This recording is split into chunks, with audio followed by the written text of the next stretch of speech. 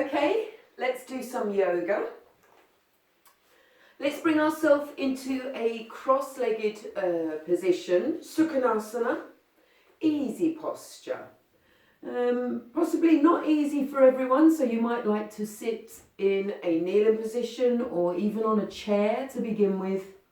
However you feel comfortable enough to give yourself some time and space to settle and tune in.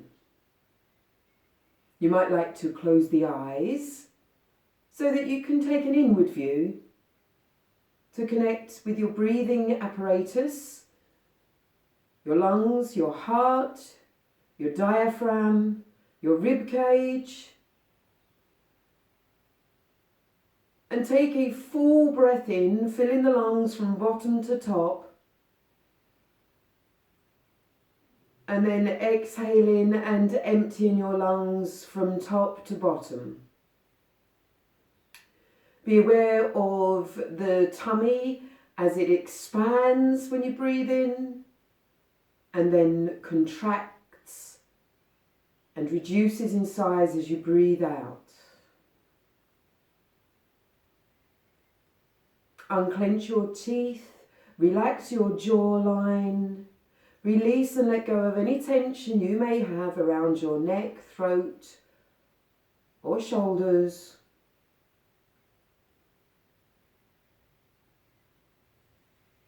Good. We're going to start with giving an MOT to our feet. Our feet do a lot of work for us on a daily basis, and they very rarely get looked after. So you might like to stay in your comfortable position. If you are on a chair, you're able to do this. If you're unable to get your foot into your hand or hands, you might ask a partner to do it for you. Okay? And even if before you've thought, oh, I don't want to touch my feet, try and get over that, because the benefits of keeping your feet, especially the toes, supple and flexible, well, the benefits are infinite. You might like to use a little bit of oil as well here, and just a little tad of oil on your feet, and begin rubbing underneath the backs of the toes. You've taken a breath in, you've picked one of your feet up, whichever one you decide to do first. And also be aware if by having picked your leg up, you've collapsed in your stomach and you've rounded your shoulders. Avoid that. Breathe in and draw up from your sitting bones to the crown of your head. Again, having elevation through the 33 bones of your spine. You want the trunk of your body to act as a column, a pillar. So once you've given the back of the toes a little bit of rub in with the oil, you're going to take your fingers and you are going to slip them between your toes. Now at first, this might seem uber difficult because your toes have become so tense, the bones in your toes so rigid. So to commence this beautiful posture, this positioning, just breathe in and out. And every time you breathe out, imagine, sense and experience that you are relaxing in the bones of your toes. The bones of your toes are called phalanges. Release them, relax them, let them go. Just trying to get those fingers travelling through each and in between the toes. And then you can gently start to flex forwards and backwards. Again, this might be quite challenging to begin with because of having not practiced this, maybe ever. So take your time and Close the eyes, connect with the breath and soften. Unclench your teeth. And then you'll bring the hand on top of the foot and stroke the foot and the toes in their natural direction. And then bring your hand underneath your feet and stroke the toes back upon themselves. A little bit of a flex in the foot there. And then turn the foot as far as you can, and remember to assist in opening out the sole of the foot so that you can see it. You can open out the inner thigh muscle, you can get your hand, you can touch your flesh and open it out. You can also do this with the calf muscle. Remember in past yoga sessions I showed how you could roll the skin apart from each other, away in opposite directions from each other, which helps create more space, opening out behind the back of the knee. Relaxing in the ankle, allowing that to be a little bit floppy so that you can then rotate and get the sole of the foot in your vision. With the thumb, give it nice round circular strokes just on that fleshy bit underneath the big toe. And look at your feet as you practice this and send them love. A little bit of tender care and attention. Give them thanks for all that they do for you. Remember, the power of the mind is infinite and it's very positive, and your feet will react to this. They'll be more than happy that they're receiving some care and attention, because more often than not, along with the stomach muscles, it's the feet that are overlooked and left to go to seed.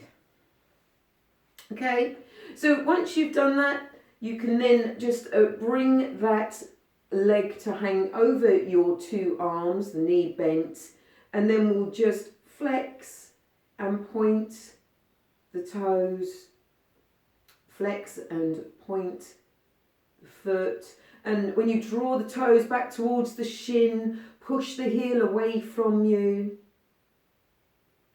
And then let's make some circles with the foot. So we're mobilizing the ankle joint.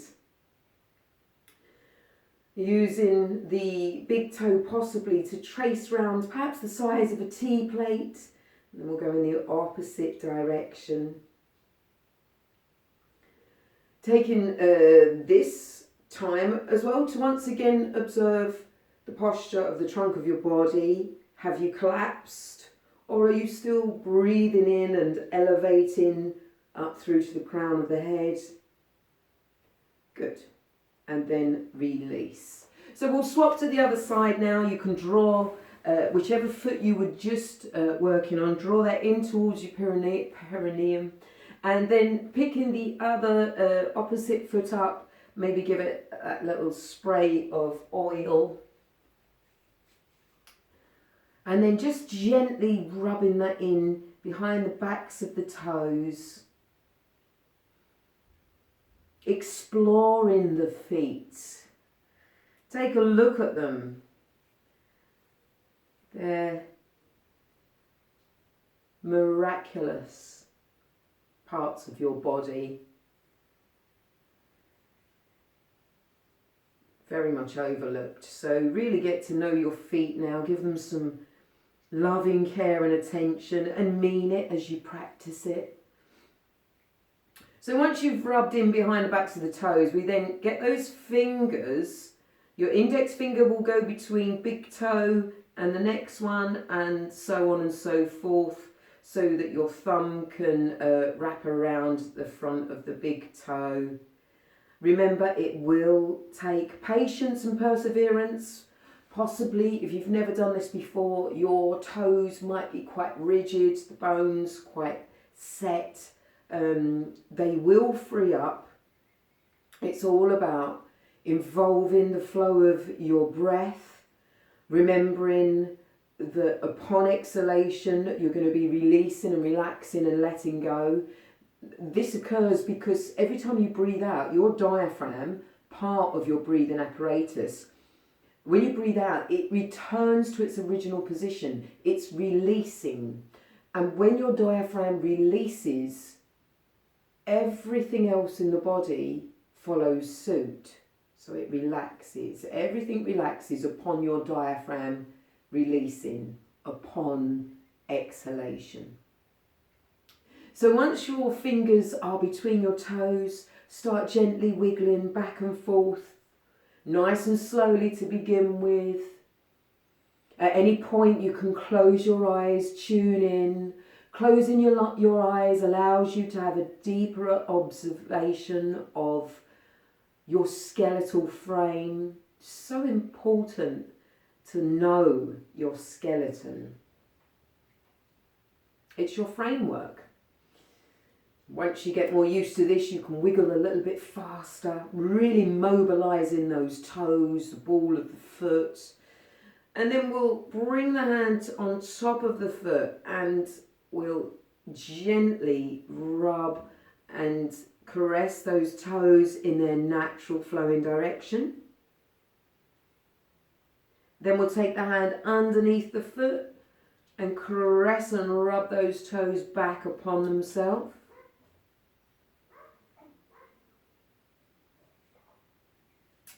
And then we'll bring the sole of that foot into our view so that we can actually see the bottom of our foot. And again, you might like to take your flesh, roll it outwards, especially that inner thigh, roll it out. And then the calf muscle in the opposite direction, rolling it out. You're opening out underneath the back of that knee, creating space. And then you'll take your thumb and start making nice circular movements around that fleshy part in the ball of the foot, just underneath the big toe.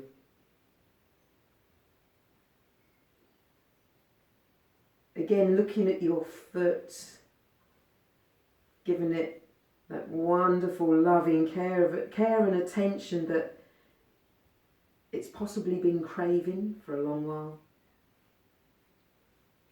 And then once that's done, draw that leg to hang over your two forearms, and then we'll flex and point.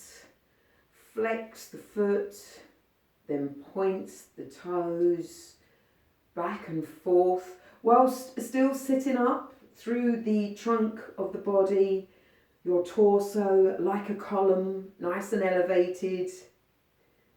Then we'll make some circular movements, first in one direction and then the other.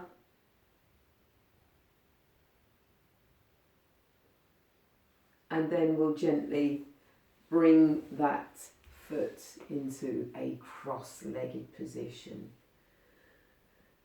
Draw your hands to rest onto your knees, close the eyes, have your chin parallel with the mat. Breathe in and lift up from the base of your spine to the crown of your head. Scan the body for any pockets of tension you may be holding on to. Breathe into them. Breathe out of them, release them, let them go. Tuning in to the synchronization of breath and movement and movement and breath. And now we'll progress through more simulated headstand and working towards the lower levels of practice of Sirsasana, the king of all asanas. So let's bring ourselves round now onto our knees. And once again, if this is uncomfortable, you can take your trusty cushion or blanket and you could place it underneath the buttocks so that you sit comfortably with the heels having that bit of protection above them. We're going to make the trunk of our body nice and upright. We've got our head resting centrally over our shoulders, and our head and shoulders resting centrally over our hips. First level, simulated headstand. Let your hands, your fingers gently rest beside your hips. You're going to breathe in, pull up, pubis to navel, navel to breastbone internally. Lift and create space around the hips, lifting those hip bones away from your femur bones. And then exhale gently, taking the body forward, bringing the forehead to the mat, allowing the buttocks to rise up and away from the heels of the feet, and rolling onto the crown of the head, but not collapsing your weight into it. You're keeping a lightness about the head, neck and throat, an upward lift of energy. You're keeping your weight distributed equally into both knees, shins, both front of feet. Unclench your teeth. Breathe. So this is the simulated headstand. You're not totally inverted, however you are gaining a fresh supply of rich oxygenated blood coming into the head, the brain, the cells of the skin, the follicles of the hair. And then as you exhale, slowly lower the buttocks to the heels of your feet. Keep your chin on your chest as you restack the bones of the spine, allowing the shoulders to get over the hips, and then the head can raise and the chin can become parallel with the thighs. You always release from the headstand or simulating a headstand nice and slowly. This is to allow the levels of oxygen that have gone into your head and your brain to adapt and adjust a good regulation.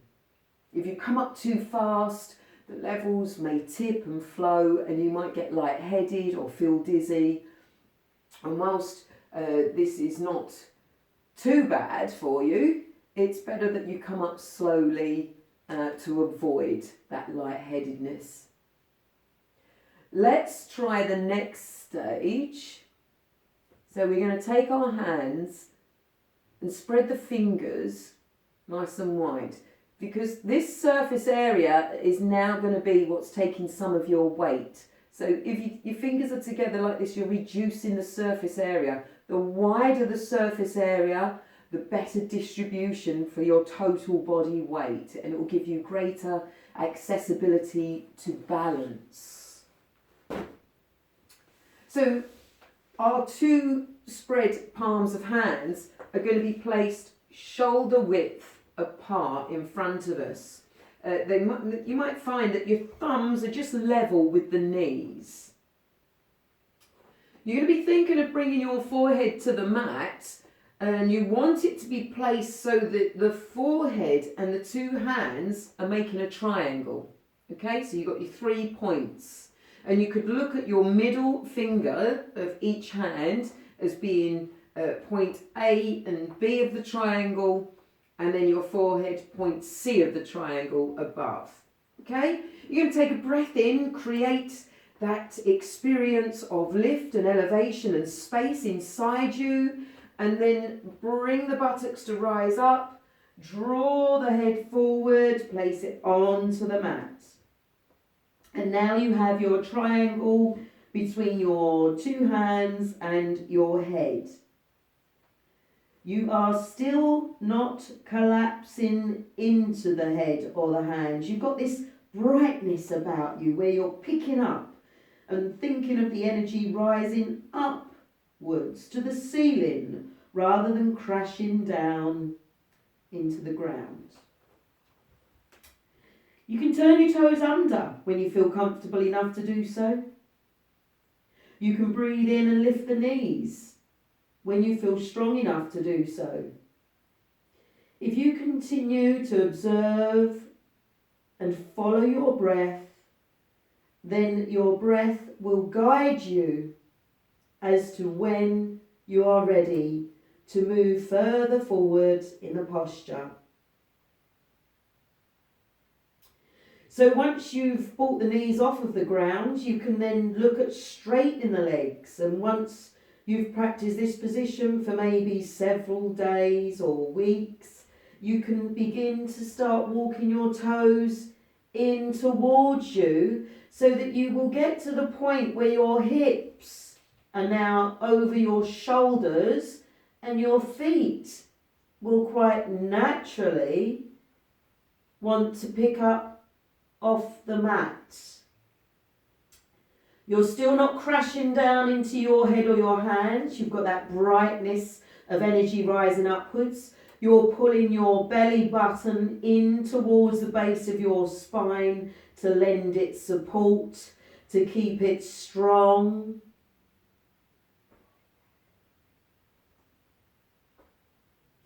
And then you'll allow those toes to draw back. Still pulling the tummy in, you'll lower the knees, turn the toes under, bring the buttocks towards the heels of the feet, and then gently restack the bones of the spine. Once your shoulders are above your hips, you can bring your chin to be level with the thighs.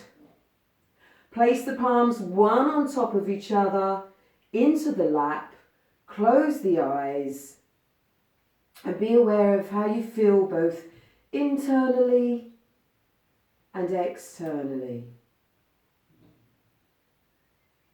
Scan the body for any pockets of tension you might be holding on to,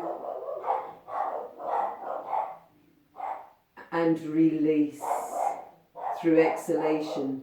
Apologies for the dogs, they're obviously not that relaxed today. Highly excitable. And then we'll bring ourselves out of the kneeling position and onto our buttocks to extend our legs in front of us for Paschimottanasana, forward bend while seated. It's head to knee position. This posture is great for release of the ego. And again, if you've got your trusty cushion or pillow, have it close to hand. And in the foundation of this posture, you are able to grab the flesh of your buttocks and pull it out and up, okay, on both cheeks, and it actually gives you that hinge forward on your ischium. The ischium is at the base of the pelvic girdle, and for a lot of us that have desk-bound jobs or just overall bad posture, we've been slumped and rounded in our back for so many years that it will have fused that way to a certain degree. Now you need to start the process of reversing that. And that's always by breathing in, lifting up, picking up, creating space, giving some air to those vertebral discs of your spine, and of course the inner vertebral discs as well, everything that lifts up, to create space, get the oxygen in there, and then by moving the flesh of your buttocks, you give yourself that extra little tilt forward and over. Then you link your thumbs, you breathe in, you raise the arms up, the hands up, and as you exhale, relax your shoulders away from your ears. Usually, for most, when they bring their hands above their heads, they do this. They pull up the shoulders to the ears. You want to drop them down and look at where the position originates from, down in the hips. Pick them up. Pick the skin up all around the trunk of the body, the front, the sides, the back, especially the lower back down here, where we can't see around this part, so it tends to hide away and become lazy and disengaged. You scan those parts of your body and start to engage them, wake them up. Pull up internally, pubis to navel, navel to breastbone, and then as you exhale, hinge the body over. And stay at a point where you have a straight spine. So if you get to this part here and you really, I want to reach my feet, and then you collapsing the rib cage down into the stomach, blocking the availability of oxygen to get there. You should stay at the point of having a straight spine and then just release your hands there and continue following your breath.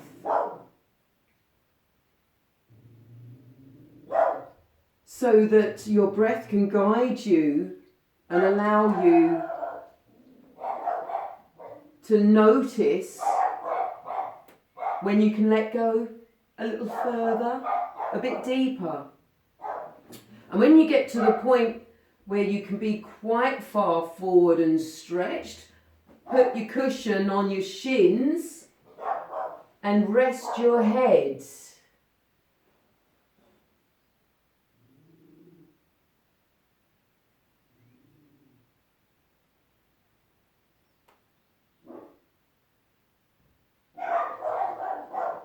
And whilst you're resting your head, think of the upper back around the shoulder blades and the shoulders. And as you breathe out, let it go. Soften. Relax. Release.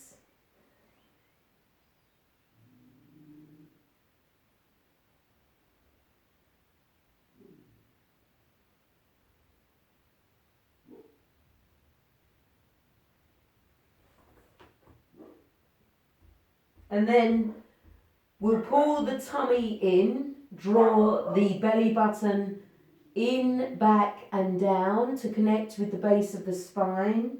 We'll get our chin on our chest, and then we'll walk the hands towards our hips as we restack the bones of the spine one by one to the point where our shoulders are central over our hips, and then we can raise our chin parallel with our thighs, and we can breathe in and out. And then bring ourselves round into a cross-legged position. If you like, you can use your cushion underneath the sit bones just to raise them slightly, and again help that ischium to take a forward movement, which then allows the trunk of your body to straighten and get your shoulders over your hips. And your head is nice and central over your shoulders and your hips. Let's turn the palms upwards in a receptive position. Let us close the eyes. Let's take a breath in through our nostrils. Fill our lungs completely from bottom to top. And then at the top, perhaps take a sip more air in.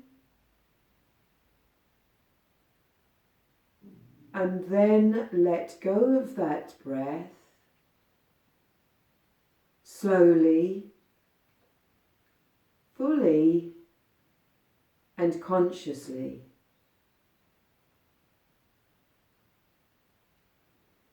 Scan the body. Observe if you're holding on to any tension. And if so, breathe into that tension long and deep and allow it to unravel, unknot itself and disperse.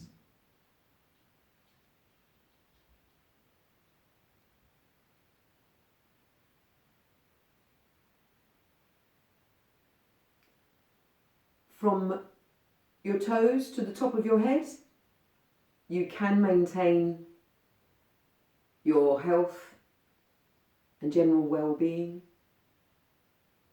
Have a great day. And continue making the most of this time in space that we are all being shown.